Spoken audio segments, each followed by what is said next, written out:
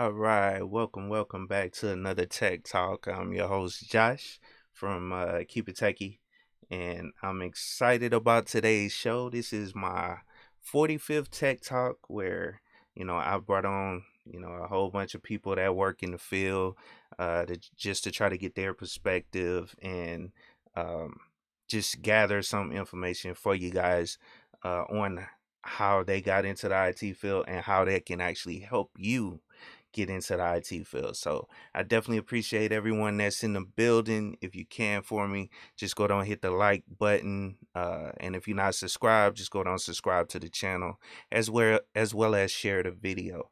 But today I have another special guest. I actually had her on before, but this is Cheryl Abrams. She's with Cyber or Pearson, and I always mess it up. I'm sorry. Pearson Centered Cyber. Too many C's for me. Nah, you good. But nah, I'm excited to have her in the building. This is the actual second time I brought her on. So if you guys want to check out that past interview where we dove deep into how she got into the field, transitioning from uh another area, um as far as another area of work and transitioning into cybersecurity. So but we're gonna get into a little bit of that today as well again. But let me give a couple shout outs to everybody that's in the building. I see you guys. Lovely angel lady. By the way, Cheryl, that's my wife, and, and she loves you. Yeah, she follows you on Instagram as well and all that stuff. But yeah, so she was excited about this one. That's why she she said she was the first one to comment in the chat. Yeah, yeah. Um, and then Savage Scientist, what's up, man? How you doing today? You know what I'm saying? And we got Blind Guy, his wife, their life in the building. Good to see you, man. Definitely appreciate you coming through. And Professor Black Ops, my man, how you doing, bro? Glad you in the building. You know what I'm saying? Definitely, appreciate you coming through as well. But um, and for all the people that's in the cloud, shout out to y'all too. I seen a couple people, sitting in the cloud. Just go down and say something in the chat, speak to, people. We all friendly over here, you know what I'm saying, and we, try to help as many people as we can. So, but anyway, welcome, Cheryl. How you doing this morning? I'm doing very well. Thank you so much for having me back. I really do appreciate it. Yeah, no problem, no problem. And just so you guys know, Cheryl has a YouTube channel. It's Pearson Center Cyber. I have her link down in the description of the video, so you can click over there and subscribe to her channel. She's right at that 1,000 subscriber mark, and I really want to try to get her over that hump. So if you guys haven't subscribed to Cheryl, just go down and subscribe to her. She puts out a lot of great information over on her channel. But let's go on and get into it. So, first, let me just go down and let you introduce yourself because I might have did a terrible job. But let me let you introduce yourself and let people know what you do. Okay, I'm Cheryl Abram. My YouTube channel is PersonCentered Cyber. I have two more, but I talk about the same stuff on pretty much all of them. So I am a cybersecurity policy analyst. I've been in the field for about 3 years, officially about 3 years now. Hmm. I am a career changer. So I was in human resources for around 16, 17 years. And then I just said, you know what? I don't want to do this anymore. So let me try to do something else. And I was in I don't know, my early 40s when I changed careers. So it was scary. It was very, very scary. But, I wasn't happy where I was. Hmm. So I had to do something and decided to go ahead and do this. And I absolutely love this field. There's so much more room for me here, and I really do enjoy it. Cool. Yeah. And that's dope. Like I said in the first time, well, the first time I interviewed you, it's always good to hear from people that have made that transition because I know a lot of people out there, they working jobs that they're really not happy with, and Yeah. it's it's almost like taking a leap of faith, you know what I'm saying, and jumping out there, hopping into a new career when you put all this time and effort into another Yeah. position, you know what I'm saying? So yeah, Yeah. that's good to hear. Now let's talk about the actual position, because I'm interested in it. I don't know much about policy, so my questions may not be 100% right. So elaborate as much as you can. But so what exactly does a policy analyst do, or you know, what are the requirements as well? Oh, I can ask that later. But what do you do in that position? Okay. So you do know what policy is, like you Yeah. know intimately what it is, Mm-hmm. but so let me share it like this. So policy, it's like when I was in the military, I was in the army, okay, Mm-hmm. and sometimes we had to go on what they call police call, Yeah. okay. I've done Yeah, that. you're right, right. So you go out there with your bag and your stick or whatever, and you pick up trash. Mm-hmm. So you police the area, so you make it look nice. Mm-hmm. Things can go on, your parades or whatever, but when you want to keep it looking nice, okay? That's what policy does. Policy is like policing the area, Mm-hmm. okay? Like police call, right? Mm-hmm. So you have, say for instance, you have a household. You have goals for your household.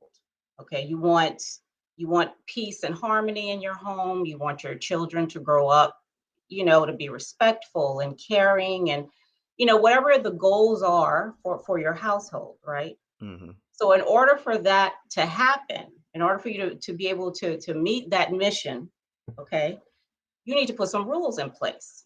All right. So if you have somebody over, I need to know who they are. If you want to go sleep at somebody's house, I need to meet their parents first. You guys got to go to bed by 9 o'clock on a school night, and so you put things in place so Mm-hmm. you can meet the picture of your household, the mission that you've created for your house. All Mm-hmm. right.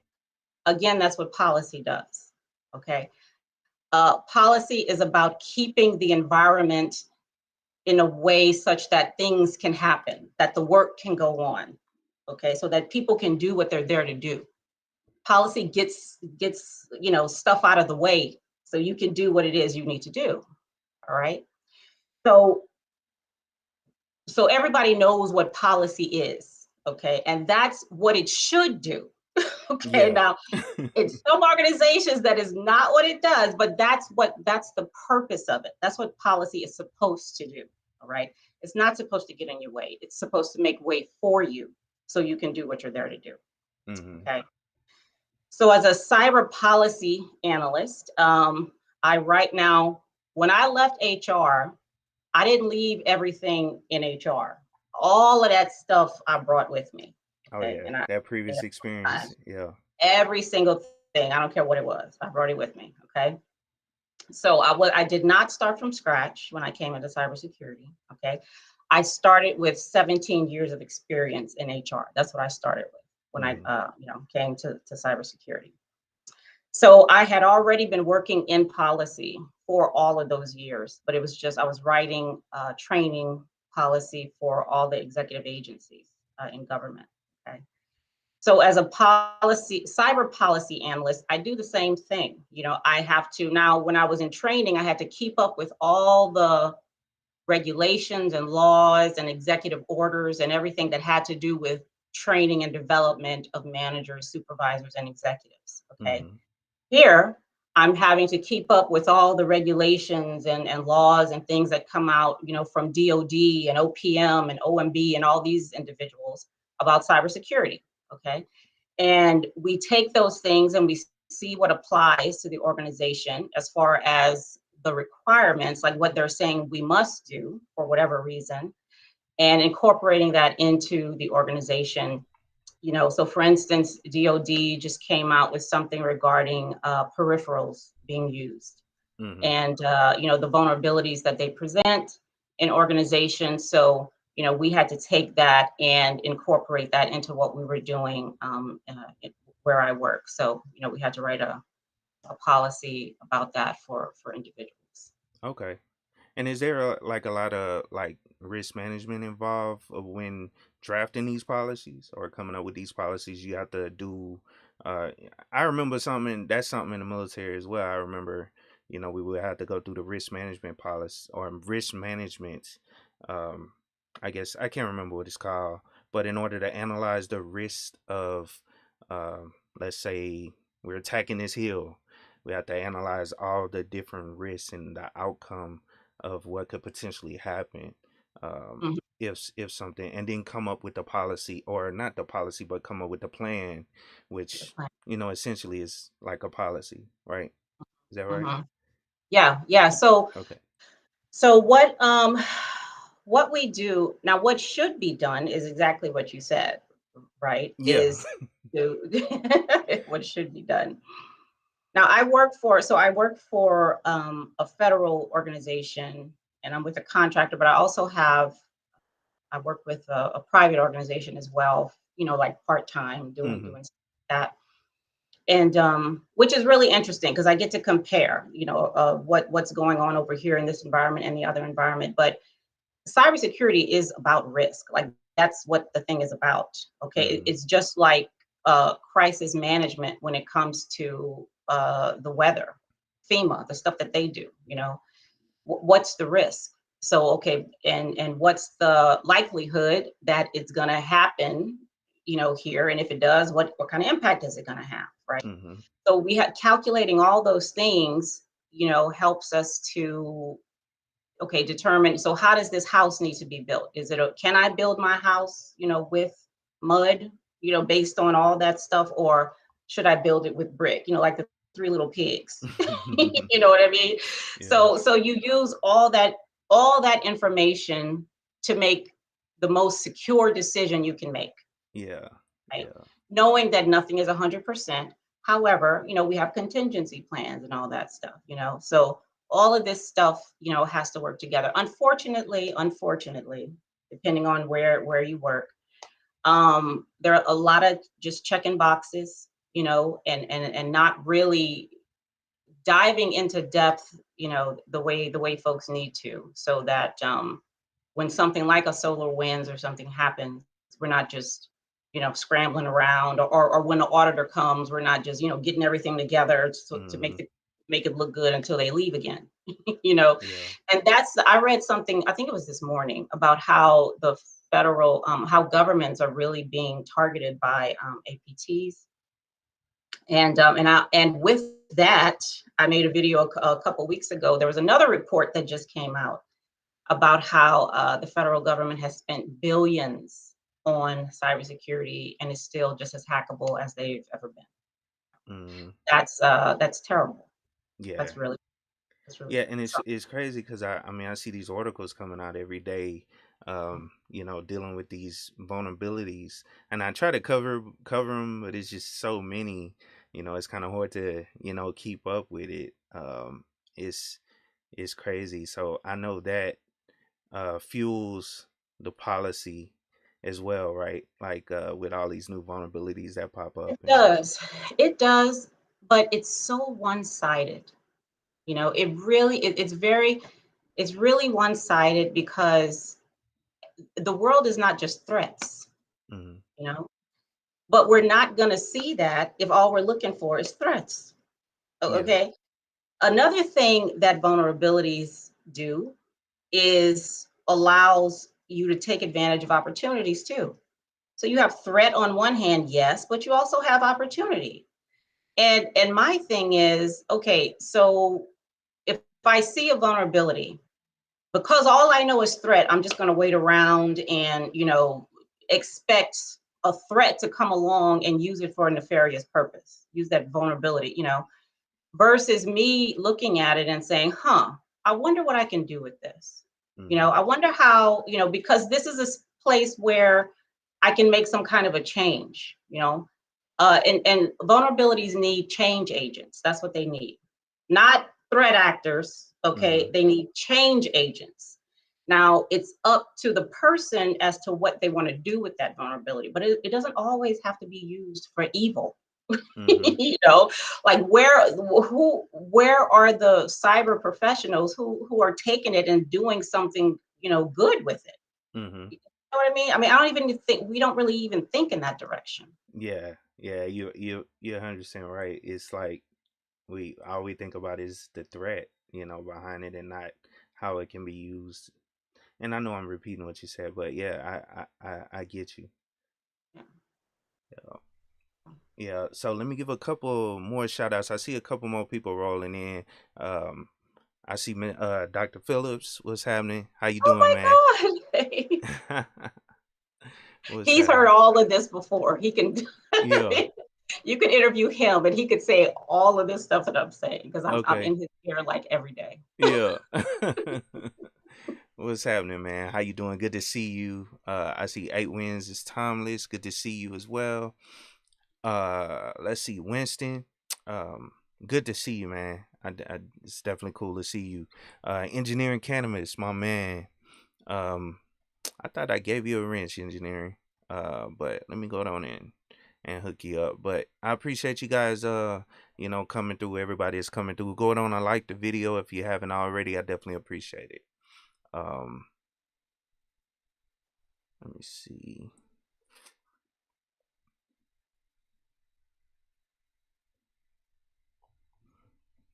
Yeah. So, um, I'm trying to think of it was another question I had wrote down. Oh, that's what it is. So if someone was trying to, become a policy analyst, is there like certifications, or is there, I mean, what, I guess background they should need, or, um, anything that Well, they should need? Go ahead. I'm sorry. right. Well, number one, you're gonna have to really enjoy writing. You're gonna need to enjoy research. Okay, really figuring out, um, answering all kinds of questions about the policy and what you're trying to do. You're going to have to really be able to talk to people and ask them, because many times when we're writing policy, or memoranda and other kind of issuances that go out, in the organization, we have to talk to people to see, okay, what do you all need? Okay, if you have a policy shop that's all to themselves, that's not asking anybody any questions or seeing, what if we write it this way, what are the potential consequences, Mm-hmm. then you got a terrible policy shop, throw the whole shop away, right? Because they're not helping the organization, Yep. because that's what we're there for, so to find out, well, what do y'all need? We have this requirement for peripherals, for instance, okay, to say that we cannot use these kinds of peripherals, but tell me about the work you're doing. Okay, tell me when you would typically use this kind of thing. Now, what do you think about, what if we make it this way? What if we write the policy this way? How is that going to hinder you at all? And if so, like how much, you know what I mean? So really having like focus groups out there, or Mm-hmm. people you go to consult with, because it's their house. Yeah. It's your house. And I'm not just going to go in there and start writing some rules for your house. I mean, that doesn't make any sense. I got to consult you first, Yeah. okay, Yep. to make sure, is this rule going to still help you to meet your mission? Because is it going to hinder you?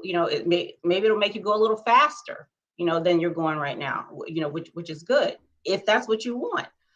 But if we don't ask questions, if we don't talk to people in an organization, you're not going to know that. So it's about, you have to be a great communicator. Mm-hmm. So You know, what you saying is those soft skills are important. oh man, come on now, come on, absolutely. Mm-hmm. Yes. Now I'm a registered introvert. All right, I really am. Yeah. Because I love the work that I do, and that's part of it, me being able to talk to people and ask questions and not be afraid, That's another requirement for policy analysts, cyber policy analysts, courage, Mm-hmm. right? Because you have to talk to all kinds of, I don't care what the label on their door says, senior, whatever, whatever, that doesn't matter. You have to be able to ask good questions and sometimes hard questions, Mm-hmm. to find out what people really, really want and really need. Yeah. Yeah. Now, as far as certifications and stuff, when I first started in policy, I had to go, there are courses out there that teach you how to write policy. Mm-hmm. And because of where I was in the Office of Personnel Management.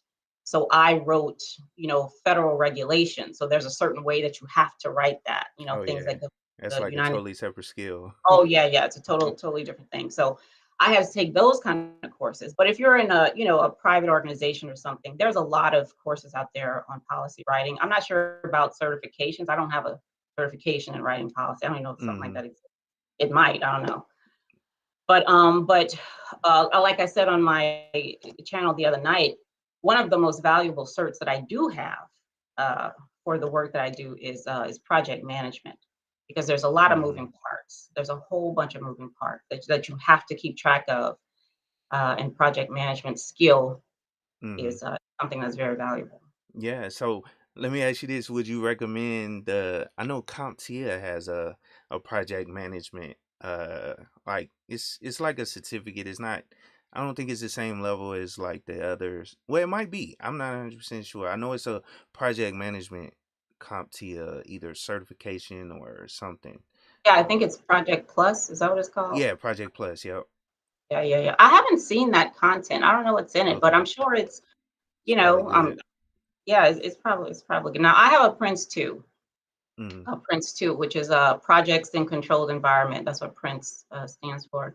okay. It's from across the pond, and I think it's the best. It's Mm. like I think it's better than PMP. Okay, it's very, very good. I love it, and it's amazing. Yeah, now let me ask you this. Well, first, shout out Gabe Bay for the 1999. Definitely appreciate the support, man.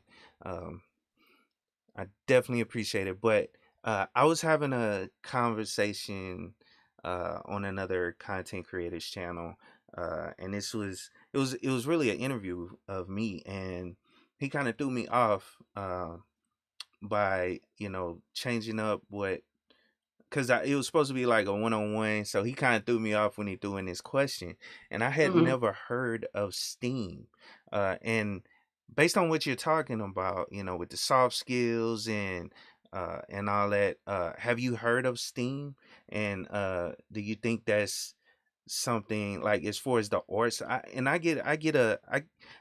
have an understanding of what it means as far as like bringing arts into STEM programs, specifically tech, and I know I'm throwing you off probably. But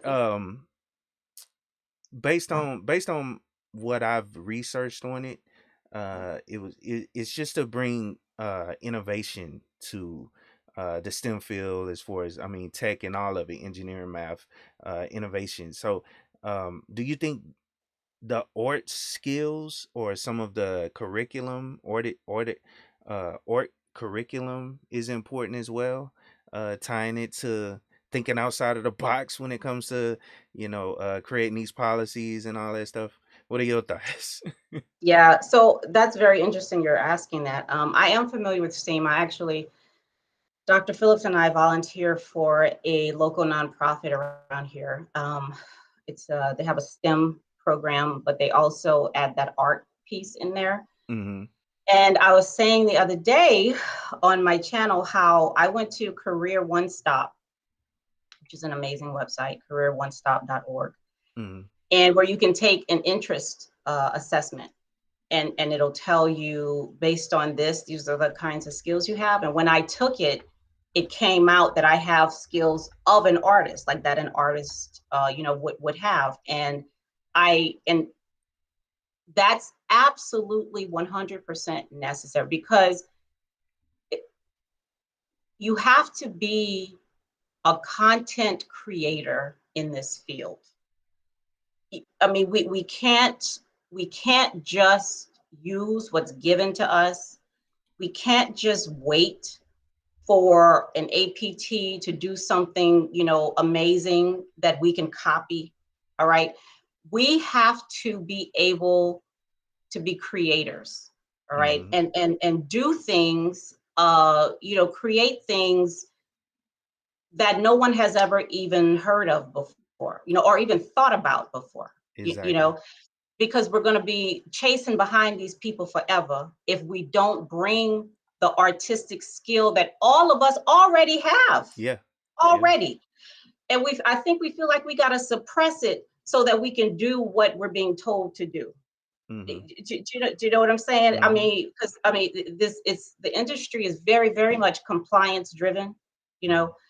know, which is unfortunate, which stifles a lot of the creativity that is there. But even if you have to do something on the side by yourself or whatever, you got to let that creativity come out, because, we're not going to be able to be the protectors that we need to be so that people have the freedom to be secure if we don't use that art part of Mm-hmm. ourselves. Yeah. Yeah. And some people was thinking that, like art degrees in its totality was gonna be, kind of fall under the same thing. And I was thinking, uh I was explaining, like, I think it has more to do with the skills, because I related it to when I used to program, or I was programming that application for something. It was Mm-hmm. like a database front end, and um I had never done any type of graphics design, but it just came out that I understood that I had to, I don't know, bring those types of skills to developing that in order for people to understand how to use it. You know what I'm saying? It's not 100% tech, you know what I'm saying? But you developing it using the tech, but you have to also understand how people will use the software, and you need to be able to develop it in order, I don't know, and bring in those skills in order to make it more user friendly. And that's, yeah, and that's why I brought up like UX, UI, UX Oh development, yeah. all that. Yeah, man. You got it. You got it right. I think well, not I think I read somewhere that Steve Jobs credits his taking calligraphy to Mm, help him design the Mac and Apple products the way that he was able to do it. He said he brought his skill in calligraphy into that. wow. You would think calligraphy, like, what the hell does that have to do with what? But yeah, it has a lot to do with everything. Hmm. you know, Artistic skill is necessary in every profession. If you're a chef, you know, or if you're a network engineer, you're gonna need some artistic skill to really be able to, not just do what you're being asked to do, but to, go above and beyond and innovate. Yeah, because a lot of And companies nowadays are looking, for people with those types of skills, to bring into their organization. But let me not miss these super chats. I always want to shout out everybody, that supports the stream. Master IT, good to see you, man. We still gonna link up, and we gonna do that interview. I'm gonna bring you on again as well, bro. I definitely want to, see what you've been up to as well. Shout out to you. And Quentin Sanders, thank you for the super chat. I definitely appreciate it. And I don't beg for the money. You know what I'm saying? You guys can give what you want to give, just to support the platform. And like I always say, this money goes right back into the channel. Really, all the money that I've gotten from AdSense is still in the AdSense account.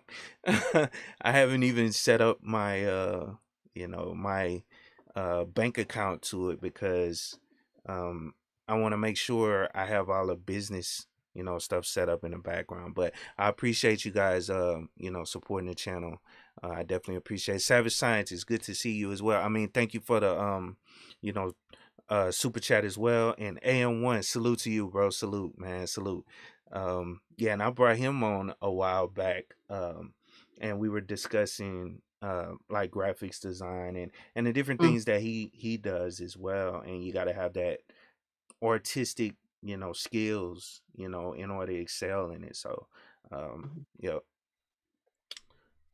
But I'm trying to think. Oh,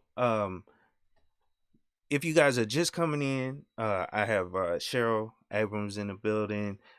She has a YouTube channel called PersonCentered Cyber, and let me bring it up right fast for all you guys that you know probably haven't seen it, but I think you guys should subscribe to the channel. She's right at that 1,000 subscriber mark, and I want to try to get her over it.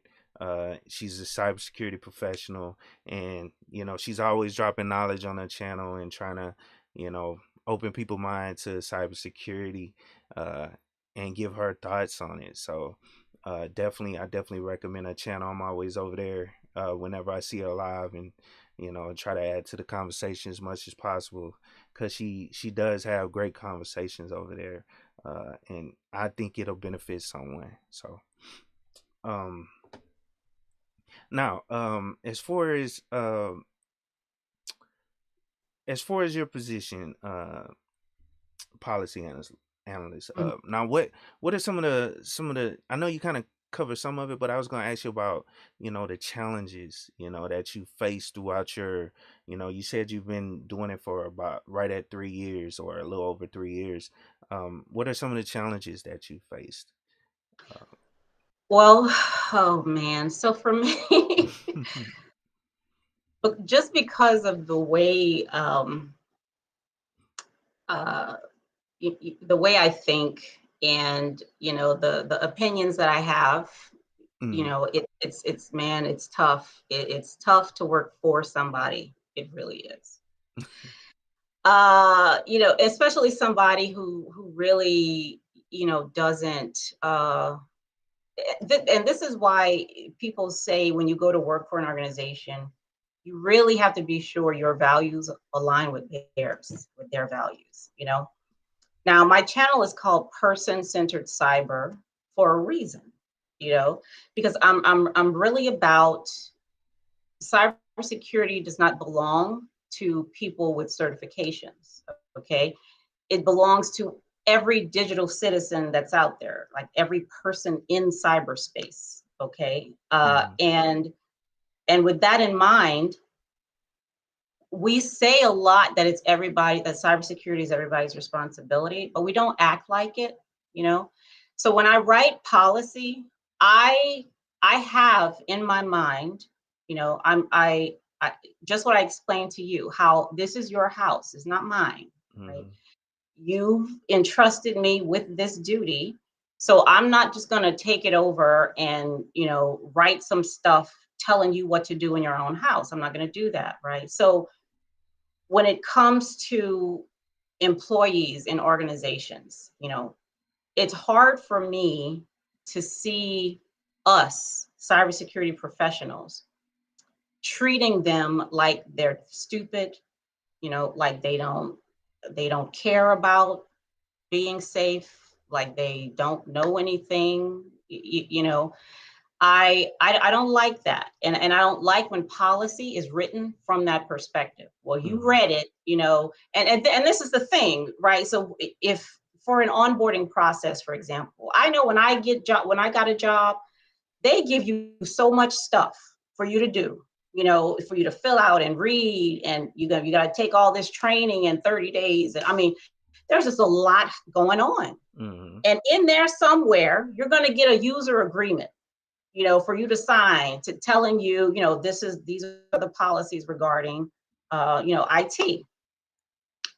Now, 3 months down the road, if something happens and you plug something in or whatever, I don't know, it's like, well, you signed this agreement, like you did that thing, So, but it's like, are you kidding? Like, what are you talking about? Okay, I signed a lot of stuff, when I first came in here, because what we're doing is we're not really, if we really wanted them to know, if we really wanted them to value the security of the network, and the information and all that stuff, because they weren't hired for that. They weren't hired to be security professionals. You know what I yeah, mean? They were yeah, hired to be in the Equal Employment Opportunity Office. They were hired to be a procurement specialist or something mm, like that.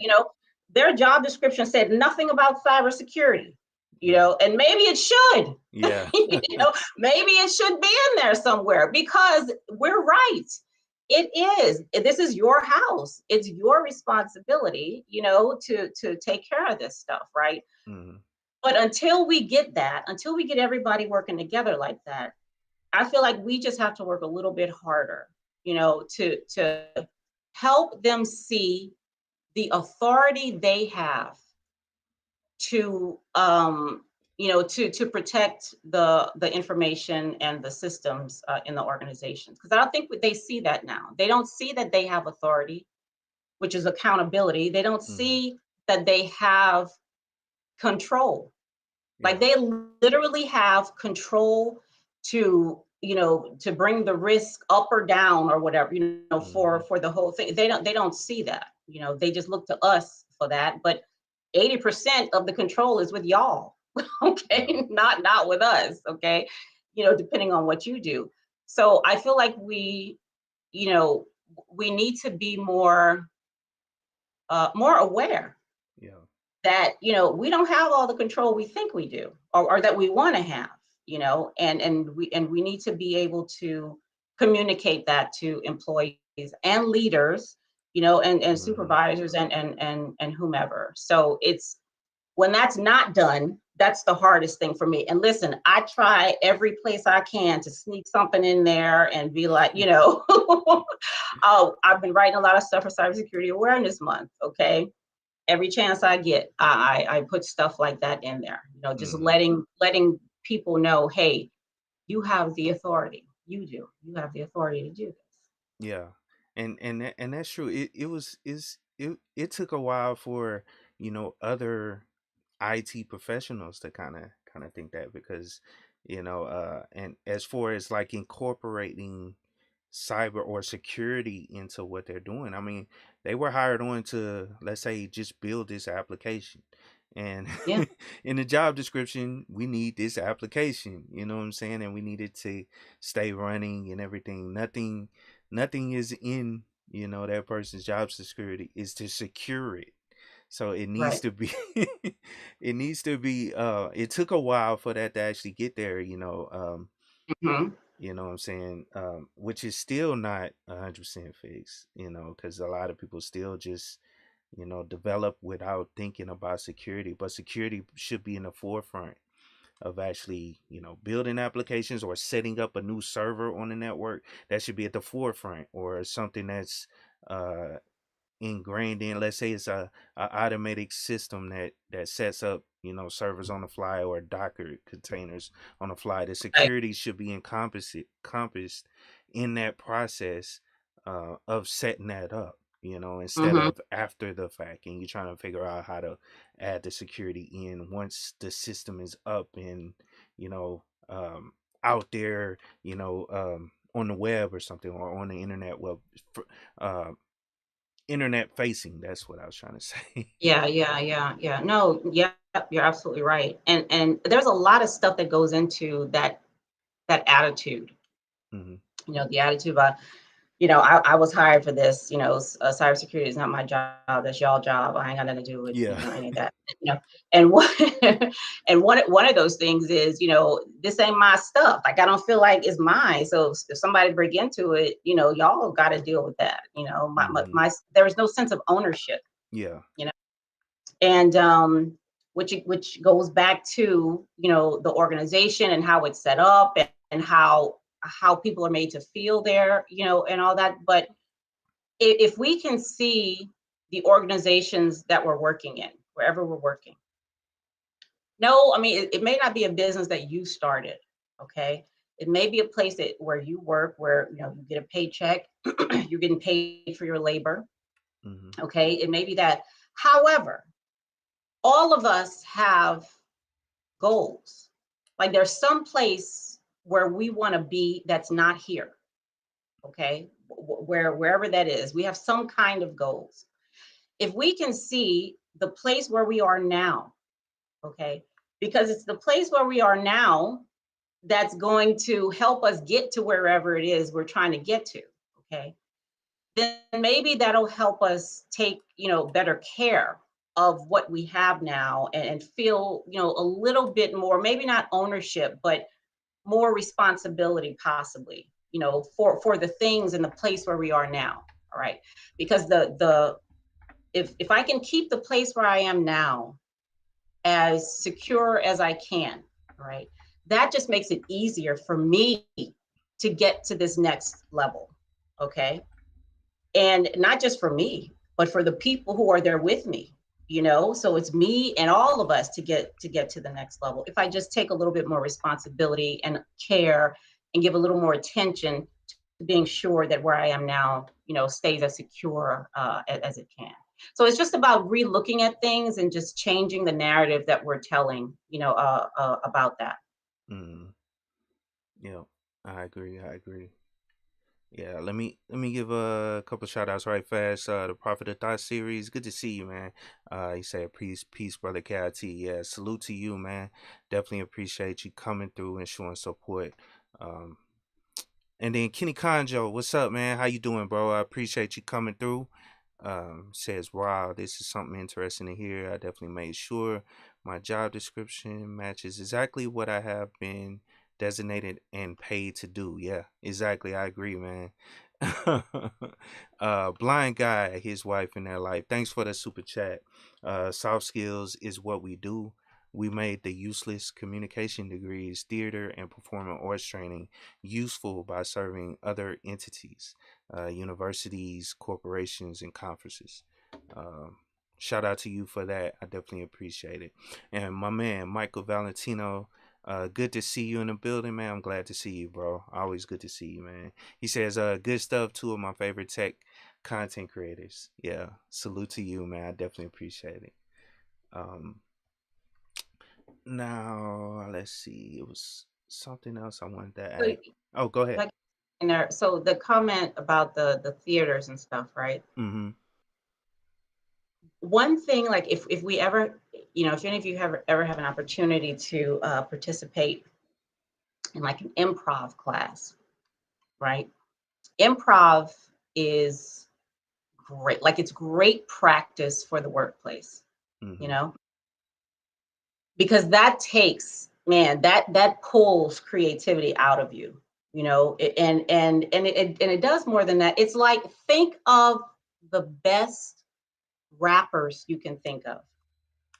I mean, who would just off the fly, it don't matter, and they come up with something that's just, I mean, beautiful. It's just, Mm-hmm. it's not written down like right there in the moment. Okay, it's like improv. It's like that kind of creativity. You know, that's the kind of stuff that we need from network engineers, from developers. We Mm-hmm. need them to get their hip hop creativity on. All Yeah. right, like that's actually what's needed, because it's that kind of stuff right there that's going to change the whole world of cybersecurity. You understand me? The whole world. All Mm-hmm. right. But we have to allow that. We have to allow, because that's some scary stuff. you Yeah. know, can you imagine? But we gotta allow it. We have to. We gotta allow that kind of creativity, Yeah. because once it comes out, it's beautiful. Absolutely. Exactly. And that's it drives creativity, it drives innovation, at the end of Absolutely. the day. Yeah. And it allows people to, just think outside of the box and come up with more creative ways to to uh, build things and secure things. And it's Mhm. I mean, just think about it. I mean, no one a couple years back, if creativity wasn't in there, a couple years back, no one would have ever came up with the idea of Docker, using containers or containerized computers, Right. that Netflix is using now to broadcast all their videos. They use Oh, wow. Docker containers. I remember reading an article on it. And before this Uh-huh. pandemic, I was supposed to go to a meetup down in San Diego, um, where it was one of the developers, or the main developer, of how they run, or he works for Netflix and how they run, and he was going to speak about Docker, you know, Okay. or was it Docker or Kubernetes? I can't remember. One of the two. They both pretty much the same. Uh-huh. But what I remember was Docker. I think I remember Okay. Docker. But that's how they, they use many, containers to broadcast the videos to all these different Mm, people, and they only spin them up as people, request to right. look at a specific video. So that- Yep. that's It's awesome. creativity. You know what I'm No, it saying? is. Yep. Yep. Yep. So And it yeah, doesn't stop there. Can you yeah. imagine? Like, there's so much that so there's a scene in that movie with Jim Carrey. What is it? Where he's in the world and he thinks it's real and it's not. What's the name of that movie? Oh, Y'all know what I'm talking about. But there's a scene in there where he's in the classroom mhm, and the teacher showing him like the globe of the world and stuff, and he's like, oh, I want to be able to discover a new land or whatever, and she's like, oh, I'm sorry, there's no more to explore, everything's already been discovered, mhm, I'm so sorry. And many of us, like, we walk around like that. There's nothing else, everything is already here, everything is already, or if something else is, has yet to be discovered, it won't be me that find mhm. somebody else smarter than me or taller than me or richer than me or with not as much melanin as me or Yeah. something is going to be the one to find it. It won't be me. Mhm. Come on now, we got to get out of that. Yeah. Yeah. I agree, and that's why I, 100% support open source technologies and open Mhm. source development. You know what I'm Yes. saying? Where, anybody from anywhere in the world can contribute to a project and come up with something, creative and new. And that's where a lot of innovation is actually coming from nowadays. Is from, open source technologies. Uh, Yeah. it's it's it's crazy. That's all I can say. You know. But I seen somebody said something. Let me see. It was something. Um, but do you have anything else you want to add? I'm sorry. Go ahead. um yeah, I do. Go ahead. Go ahead. So so for again, if we can go back to training, right? Okay. Now, like I said before, I was, for all those years, I was in government. I was writing training policy for supervisors, managers, and executives in all the executive agencies. Okay. Mm-hmm. And so I was doing that. And I was also going out to those organizations to, do a lot of leadership training for individuals who were aspiring leaders and then executives as well. And, doing all that work, plus some other things, I discovered a lot about learning in general and then training Mm-hmm. specifically. Number one, they're two different things. Okay. Just because training is happening does not mean learning is. Okay. So we gotta get that Yeah. right. Okay. Learning is happening. A lot of times from an evaluation was that was my jam. Okay, evaluating training programs. I love doing that. Absolutely loved it. Okay, and from what I was able to see in in the evaluation reports I would write is that for many trainings, okay, you have what's going on is people are hearing, they're seeing things. They may be thinking about certain things that have nothing to do with the course. Okay, there's a lot of stuff going on in there, right? But Mm-hmm. very, very little learning is happening at the time. Now, at the time, okay, because we have this whole idea of education, based on the way we were educated in school, Mm-hmm.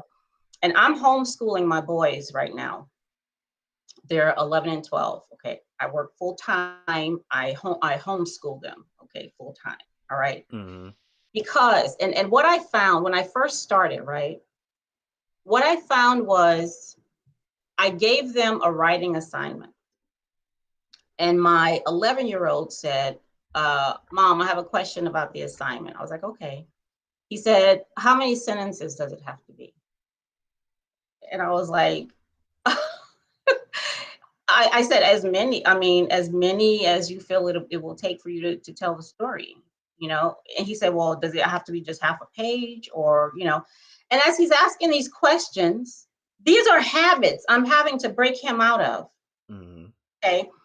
Because when we're educated and when we go to training and stuff, there's already a box. There's already, you know, like this is the direction in which you need to be thinking. You know, when you hear this thing, this is the definition, you know, of it and what it needs to do. Okay. So a lot of the training that we have from CompTIA and ISC squared and that some of us do ourselves, okay, is Mm-hmm. contributing to the small mindedness that's in the profession right now. Now, I know we don't want to believe that, okay, because we get all these accolades and oh, you're the best or whatever, okay. But let me just, you know, I had my favorite teachers in school too. All right, but the thing is, you know, we have to allow learning to happen, okay, which means we got to get out of the way of it, you know. And there's a way that instructors and trainers and stuff can actually get out of the way of learning so that it actually can happen. Or I'm not going to go into all that right now, but that's just something that we need to pay attention to and be cognitive of as well. There's a lot of training going on in cybersecurity, a lot. Okay, it's very lucrative. All right, but Mm-hmm. there's, you know, not as much learning going on as there is training. Okay. Yeah.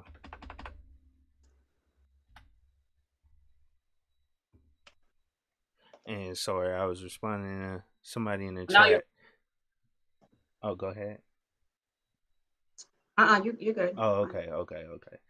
Um, yeah, sorry, I was just responding to somebody, and then so if you guys have any questions for Cheryl, just go down and drop them in the chat. I seen someone say that or said they had a question. Just go down and drop it in the chat, man. We'll you know, bring it up and try to respond to it. I try to respond to everything I see that's a question, uh, or let my guests respond if it's for her. So just ask your questions.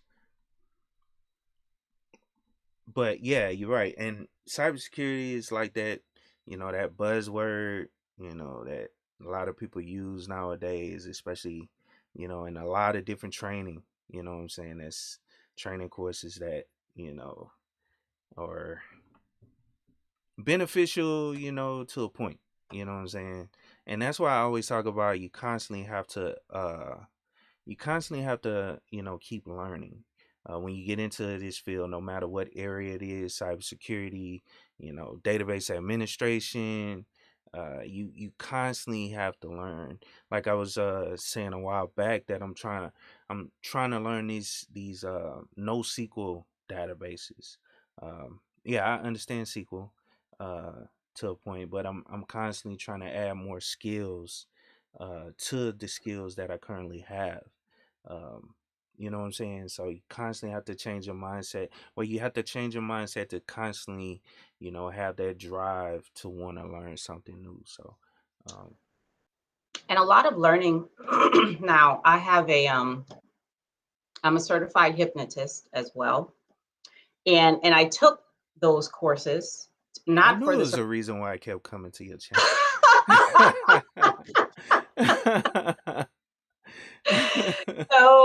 so I actually took that training because, you know, it was I was using a lot of it in my curriculum development, Hmm. okay, of different ideas about and all that. So, you know, and in there we learn a lot about the subconscious mind, you know, and all those Hmm. kinds of same things, you know, psychologists and stuff learn. So most of learning happens subconsciously. Like you don't even know that you're learning. Hmm. Okay. And you and the an example of that is, you know, you might grow up in a household where, you know, there's a lot of violence, you know, and then the way people react, you know, they do it violently, you know, and you can say all day long, you know, well, I'm never going to be like that. I'm not going to be like my brother or my dad or my mom, or because, you know, they were always violent and combative and fighting and all. But then you get in a situation, right? Where a lot of your conscious thought goes away and your instincts or whatever take over, and now you're practicing what you've actually been learning, what you actually learned in that home. You know, Mm-hmm. you're hitting somebody, or you're just flying off the handle, or and then you wonder, I don't know where that came from, because you learned it. Mm-hmm. All right, that's learning is like that. Okay, okay, I don't, yeah, and it doesn't. Learning will always and forever trump training. Mm-hmm. Always, always, 100% of the time. Okay, I don't care how many classes you went to about how to be a nice person. If you learned to react and respond this way, that's what you're going to do when you're in that situation. Okay. It takes a whole different thing to be able to change that around. Okay. Mm-hmm. Not just, talking to you with PowerPoint slides or something. So we really have to understand more about how people learn, Mm-hmm. if we want to be better trainers, or better, educators, or whatever that is. But so hanging around people who do what you want to do, that's a great way to learn, you know, Yeah. and just observe it, and you don't even know but it's happening. You're learning Mm-hmm. how to respond in these, various situations. Yeah. Okay. I got you. Yeah. Yeah. And we started getting flooded with a whole bunch of questions. So I'm gonna bring some of those in. Yeah, Kev Tech, IT support. He asked about my Linux course, my Linux course that I've been talking about putting out for a while. The reason, let me just go ahead and explain it. A company reached out to me, Mhm. um, and it's someone in the open source community, and it's like one of the big companies behind one of these distributions that are out there. And I might as well just say it. But they, I'm looking at working with them with the course. That's why I kind of put it on pause. Mm. And so that's something that's coming in the future, Kev Take. So I know I know I tell you last week I was like Kev be cracking the whip on me to get this this course out. Nah, you right though. I mean, but nah, that's why it's on pause, and that's why. And then also the Linux Plus exam, with CompTIA, they typically change up the test every 3 years, or they release a new version of the test, and that was another reason I, I was like, because it was on his last year, the Linux Plus, and it seems like I haven't looked at it and seen when they're gonna release the new exam and the new, courses and all that stuff for it, for the newer version of the Linux Plus exam. So that's another reason I was kind of hesitant on putting it out, because I was like, well, I mean, is it still gonna? I mean, I know the core information will be relevant, but is it still gonna be relevant? If I put all this work into this and then put it out, is it still gonna be relevant? So that was another reason. But let's see, Maddox, good to see you, man. I'm glad to see you. And also I really love you. He or she says, which should I choose, AI or cybersecurity? And let me just give um my opinion, then I'll let you go, Cheryl. But um it all depends on what you find interesting. You know what I'm saying? AI is mostly gonna be code development. But cybersecurity, yeah, there is some coding involved, but it also encompasses a bunch of different areas. Like Cheryl here, she does policy. That's cybersecurity as well. Professor Black Ops, he does, STIGs. That's, and that ties to policy as well. They write the policy, like Cheryl's position probably writes the policy, and then they implement I guess, Professor Black Ops, and this is based on my understanding. Uh, he would, do the testing on these servers using the STIGs based on the policy, if uh, the settings and all that stuff is correct on the servers. and all that stuff. So it's all depending on what you're interested in. You got to try some of this stuff out before someone can actually tell you uh, or tell you, hey, you need to go into this, you need to look into it, because like I always say, when I started in IT, it I didn't I didn't end up where I was trying to go. When I started off as a network administrator, and you never know where you're going to end up in the field and what's more interesting to you until you actually get into it and start doing the work. So, do you want to add to that, Cheryl? I'm sorry. I mean, you got it. I mean, Okay. you 100% got it. Somebody actually asked me a question, something like that on my Okay. channel. Uh-huh. What should I, and I said, that's like asking me, what should I have for breakfast? Yeah. What do you like? What can you afford? Like, where do you, do you want a healthy one, or you want to spend some time on, so that kind of question comes with a lot of self-awareness type questions. Mm. Like, what do there's a whole bunch, behind that. But you got it. Yep, you got it. Cool, cool. But I appreciate your question. I really love you. It's just because you never know who's in the clouds. That's why I always like the questions. Hmm. You never know who's in the cloud listening, and afraid to ask that question. You know what I'm saying? And it's always good for someone to ask, and it'll bring it out of, and the answer will come out. You know what I'm saying? For people that may be afraid to ask or whatever. And I Hmm. seen Maddox, he asked, what's your battle station? And he's talking about like your computer, like what type of hardware you use, I guess, when doing what you do for work. I use the work computer. They, Yeah. Yeah. Well, some people, they go overboard. Like I got a computer with a Ryzen 7 and all this extra stuff. uh, But that's mainly because of my content. You know what I'm saying? It's in uh-huh. editing videos and stuff like that. And then also he asked, how much do you have budgeted for training? Now that's an interesting question. Yeah.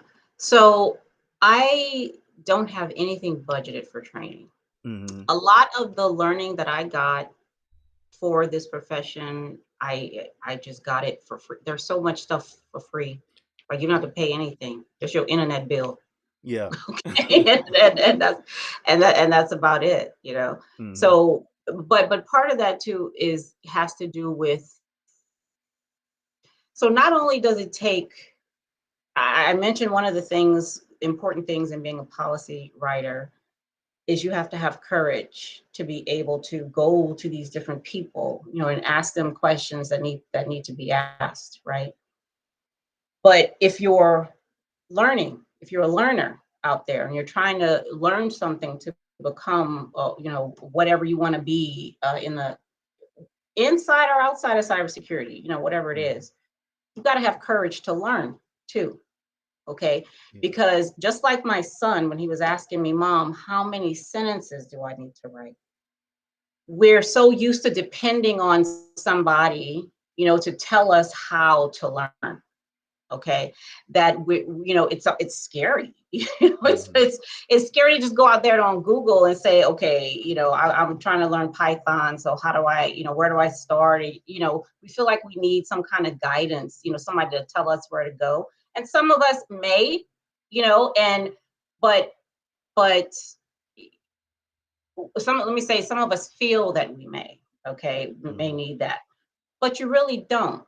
Okay, but it takes practice. It takes practice to get the courage to be able to learn something. Like, it, Mm-hmm. it really does. Yeah. Yeah. And let me highlight this. Well, I can't really highlight it, but I want to just read it as well. It ties to what you're saying. From Cheryl Richards, she says, "I appreciate lots of training, not a lot of learning. Challenge with applying knowledge is power when a- appropriately applied. Great info and thank you." Yeah, thank you, Cheryl. Appreciate it. Um, So with that, if I can say, keep Go it ahead. techie. Go ahead. So knowledge, knowledge applied, right? Mm-hmm. I mentioned the other day about how criminal hackers have know-how, right? Mm-hmm. Like they is not just, they know what something is, they know the definition of it and what it is or where it is or whatever, but they have know-how. They have knowledge, meaning they know how to use it for to get some other kind of thing. So this knowledge has instrumental value to them, meaning it can be used to purchase something else, to attain something else, right? Mm-hmm. And for those of us in the cybersecurity field, and this is where the courage to learn comes in as well, that know how, you know, knowing how to write policy, knowing how to use this skill to get something over there to be over here, okay, or to grasp something that may be, that may seem far away. That know-how is what's needed. And it's not just knowing how to to get into something, to break into something, right? Mm-hmm. But all when we were talking about creativity, how do I use the know-how? Because it's the know-how that you have right now, like today at 3:12 p.m. on the East Coast. It's the know-how that you have right now that's going to get you to the next thing. Mm-hmm. Okay. So using all of that, like I said in the beginning, I brought everything with me. Okay. Using all of that you have right now, and not feeling like you have to, okay, so I need to, learn this thing, and I need to take this course, and I need to do this thing, and I need to do, no, what do you have now? Okay. Use that right there to get to where you're trying to go, which is a lot of times like what I do when I do curriculum development is I use what you know now to get you to understand what a function as a service means. Okay, what do you know right now today? And it doesn't have to just be in IT or cyber. What do you know about how a dishwasher works, or how what a refrigerator is used for? Because we're going to use that to get you to understand this other thing, you know so whatever skill and knowledge you have right now today can absolutely 100% be used to get to the next thing. You don't have to drop it and feel like you need to learn something new. Okay. Do you see what I'm saying? Mm-hmm. Yeah, I got you. I got you. Yeah. Um, and sorry, I got this other question on my mind as well. Let me let me ask you that. I'm not sure. Let's see. Quentin Sanders says, do you happen to have an example of working with vulnerabilities without focusing on threats? Sorry, not sure if you already gave one already. So Dr. Phillips and I, we have a, what do we call it? It's Linux risk management cybersecurity Mm-hmm. uh, course that we have, where I have created some content where I have a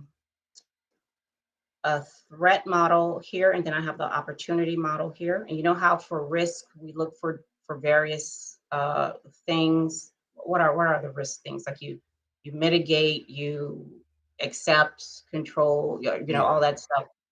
And then on the other side, I have the opportunity model. So when you see these same vulnerabilities, what are the options on the opportunity side, to do that?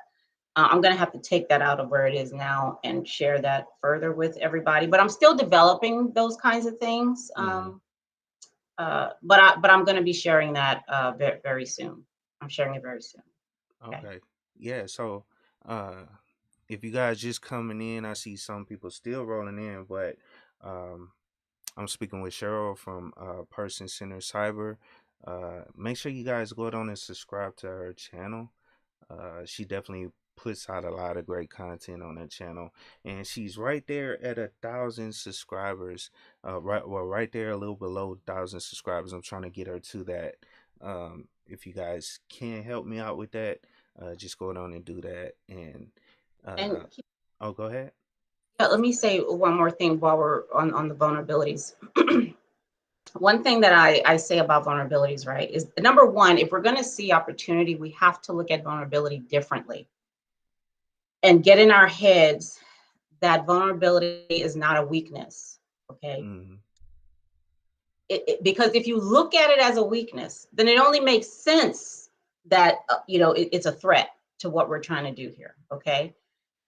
All a vulnerability is, any vulnerability, whether it's in a computer or in a person, okay, Mm-hmm. any vulnerability is simply an area where a change can happen. Okay, that's what it is. It's an area where there is space and room for something different to occur. Okay, now in order for you, for example, to grow and learn as a person, you're going to need some vulnerabilities. You're going to need some places where you are not hardened. You don't have hardened beliefs and all that stuff, right? Because in those places, you ain't doing nothing. Yeah. Okay, you stand right there. Okay, Yeah.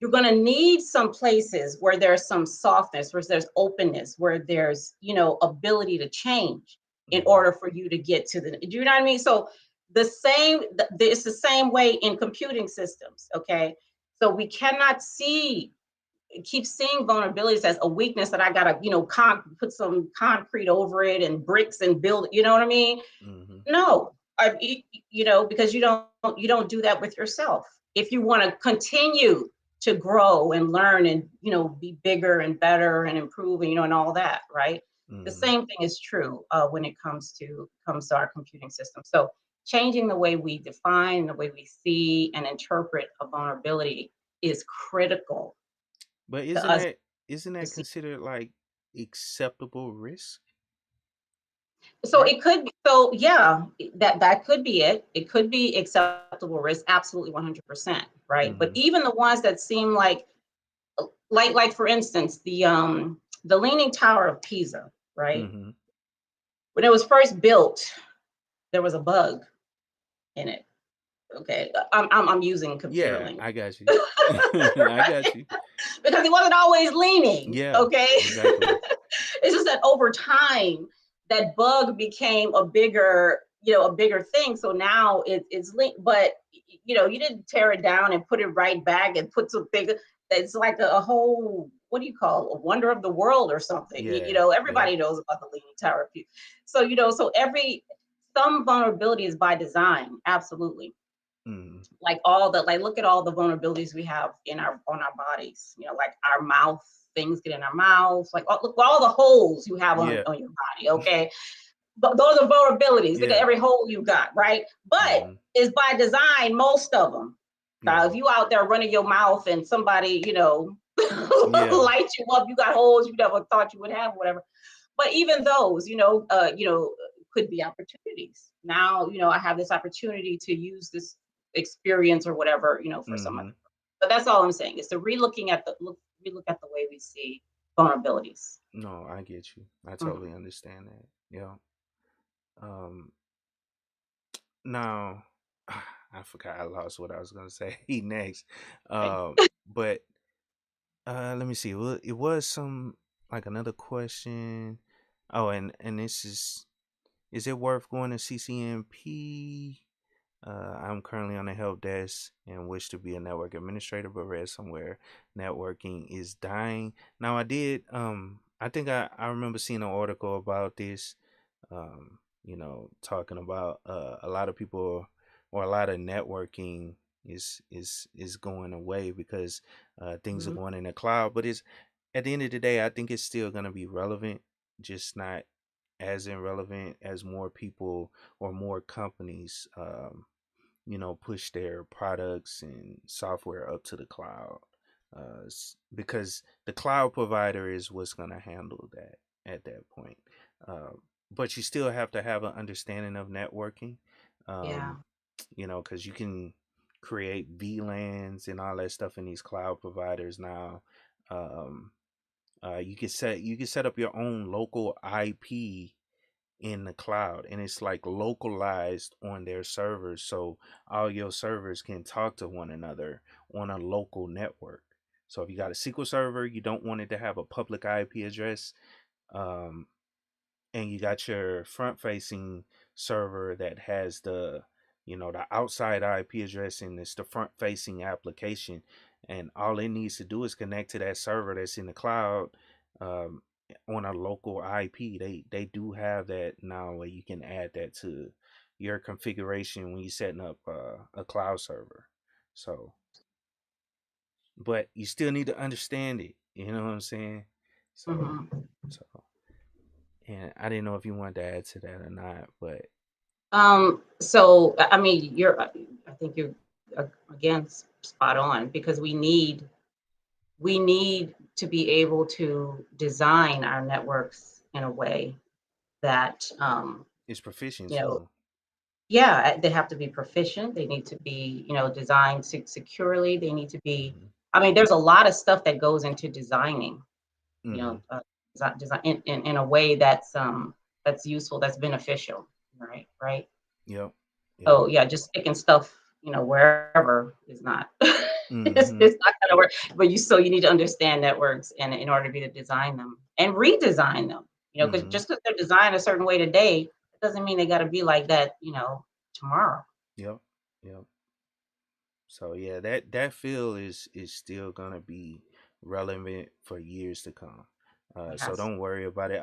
I yeah, I had a conversation or like a run in with another guy about, and he was really pushing um, the cloud certifications, but crapping on the CompTIA certifications that, you know, build that foundation. And so it's kind of like an argument back and forth. But I believe that you need those foundational skills, even once the cloud kind of takes over. You still need those foundations, and CompTIA is still relevant as far as just unlearning the foundations. So I'm a supporter of what CompTIA puts out, their courses and their certifications as far as to help you get into the field, because you need the foundation at the end of the day. That's the way I Hmm. see it. Hmm. But I appreciate you coming on, Cheryl. Did you? Oh, it was one other thing. Yeah, that's like I could hear the passion in your voice, and I just want to understand where that passion comes from. For helping people, because that's you know what drew me to your channel as well, because of, I don't know, the passion you put into what you're talking about. It's just dope and interesting. So where do you get that passion from? I get it from discovering that I can choose. That's where I get it from. I did not know for a very long time that I could actually make my own choice about things. Okay. When we think about, like, really just sit down and think about all of the rules you follow that have been written by somebody else.